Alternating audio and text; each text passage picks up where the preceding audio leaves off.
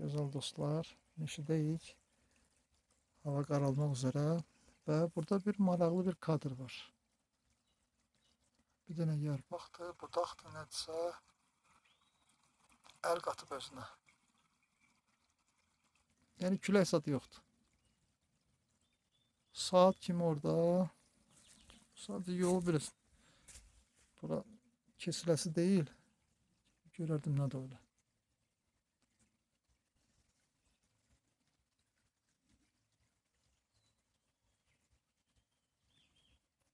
Niye öyle esir olsun?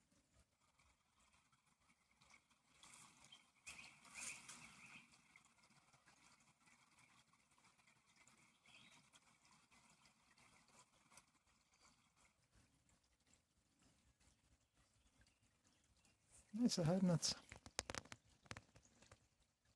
Salam olsun size ey meşənin ruhu, ey ağacların ruhu.